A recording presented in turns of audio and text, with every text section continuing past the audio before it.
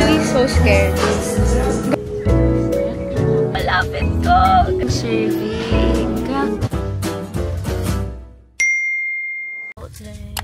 Hi everyone. Hello, hello. Say hi to my vlog. This is Tita Randy and this is Tita Michelle. You guys saw Tita Michelle already. You know, Tita, nag-trending na yung chicken wings, yung Wingstop. Tapos sabi nila, more TikToks with your Tito and Tita. Sabi? Yeah. Ang comforting niyo daw kasi. Oh, okay. Thank you. On rice. Ayan na guys, sine-request niyo to. Just half of it. Each bowl's a separate item. I can shift over. Okay. Oh my God! Wow! So guys, kung gusto niyo i-watch yung video ko na kumakain ako, punta kayo sa TikTok ko. Ano lang yun? Gusto ko lang mautusan yung video lang.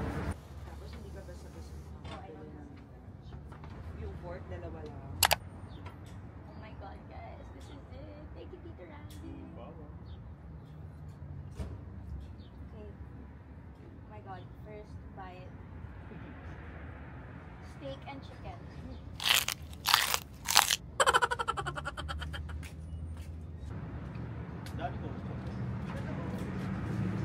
So guys, we're here. Sa TJ Maxx kami. Parang gusto ko mag-Mercedes na electric. Go, why not? Wow. Oh, is this like Ross? Pero ano to? Oh, so there's like Ralph Lauren here. Oh, wow.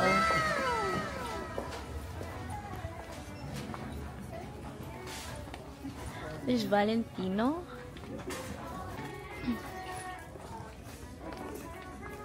Guys, there's Valentino. Is this actually Valentino?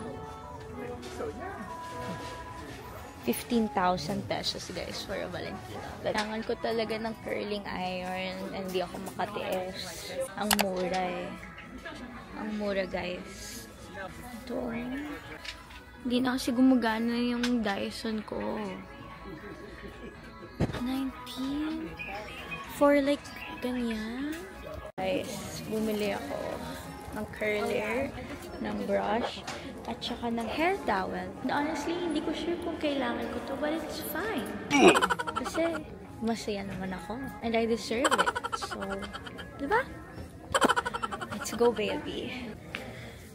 So, mga kapeti, sa outlet kami. Premium outlet. And unang stop is this one, fragrance. Kasi gusto ko talaga ng perfume, guys. Wow.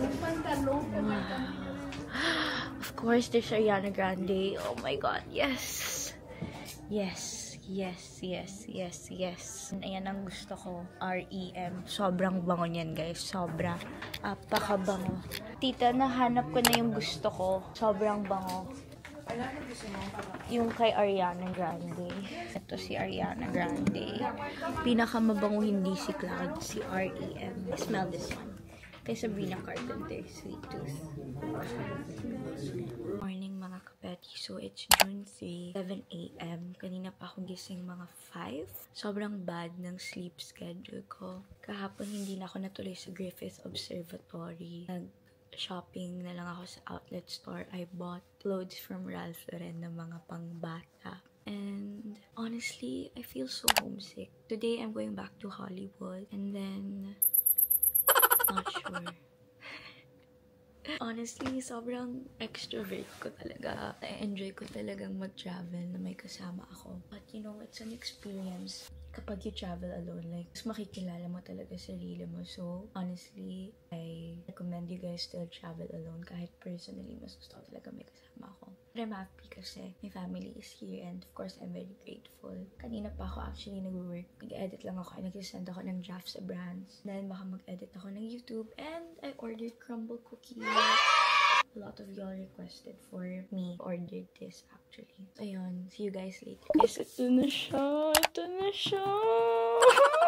Dahil alam niyo na, sa TikTok nyo makikita yung full mukbang ko. Currently editing and I am so tempted to book a flight. To go to America kahit 1 week lang. And then, I'm just gonna eat everything all over again. Like, I'm gonna eat crumble, Chipotle, In-N-Out, oh my god, and Raising Cane's, like, literally everything. I just miss the fatty food there. Like, before I go there, I want to starve myself and then go there to eat. Because honestly, yun talaga yung highlight ng trip ko, yung food and the theme park I went to, Six Flags. But besides that, I don't want to go back for anything else except for the food. So, nakaligo na ako and all. Mukha na akong tao. I'm just wearing something simple today kasi wala magpipicture. So, I'm like, let me just wear white shirt. Tapos, yun. Okay, so, I'm going back to Hollywood and yeah, let's go. Hindi na naman ako nakapag-hop on, hop off tour kasi hanggang 4:30 lang 2 p.m. Matagal kasi i-curl yung hair ko. Mga 2 hours din to, guys. 2 hours ko nang pinaghirapan. So, yeah. I'm going to Hollywood.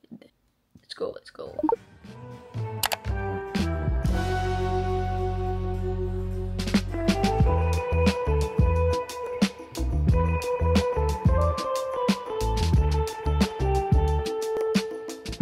I miss my mom. I remember the last time I was here, I was with my family. I was with my brothers and my mom.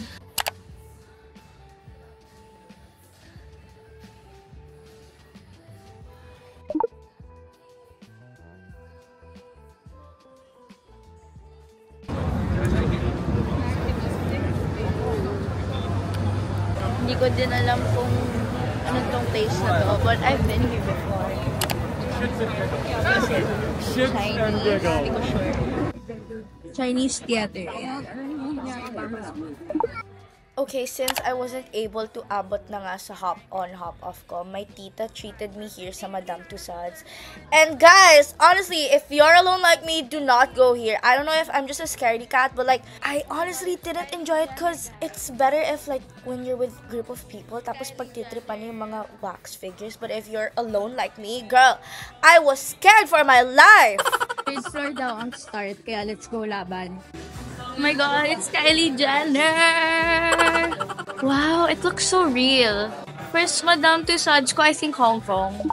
So, the first part, which is the 3rd floor, dito yung parang mga A-listers.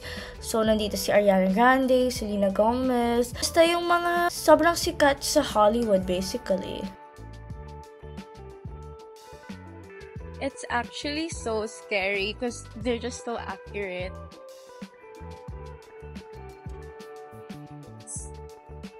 Of course, my favorite, Ariana Grande, I had to take a picture with her.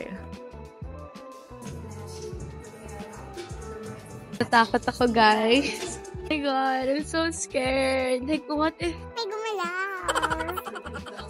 I'm actually so scared. Sabay ako kasi natatakot ako.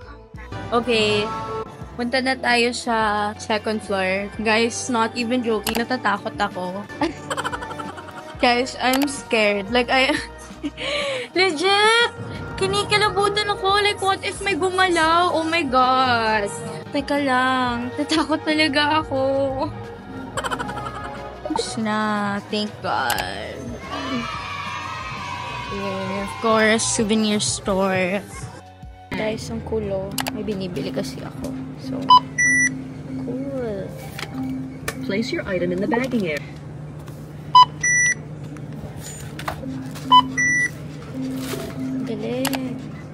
You know what, mga kapeti, the life in first world country talaga is so different talaga from third world countries. Like, the economy is just so good, everything is there. Of course, you can disagree with me kasi syempre we have different thoughts and opinions. But ayun, it's just so different lang talaga. Guys, I'm in a Tesla and it's color white! This is so cool! Does this self-drive? Yeah. Really? Mm-hmm. Wow, cool! We're in a Filipino restaurant. And I'm so excited na amoy ko na yung sinigang.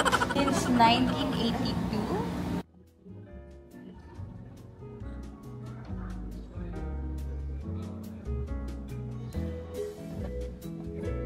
Pretty. Grabe, ang laki! Maliit pa po yan. What? Hi, Kuya Jemboy! Ang laki! Mga kapeti, I honestly don't know what my amats is during that day, but I really was craving for Filipino food. Like, I really missed Filipino food. Also, the serving was really big. Actually, I really love Filipino cuisine. Like, even when I was in Paris, nabaliw ako kasi wala talagang Filipino restaurants there. Okay, so after eating, we went to the Hollywood sign. It was one of the closest I've been, but like, it's not kita. And basically that's it, and then they brought me home again. I hope y'all enjoyed this. I know it's like random clips, and it's all over the place, but I really hope you'll still enjoy this vlog. Don't forget to like, subscribe, and share this with your friends, mga kapeti. I love y'all!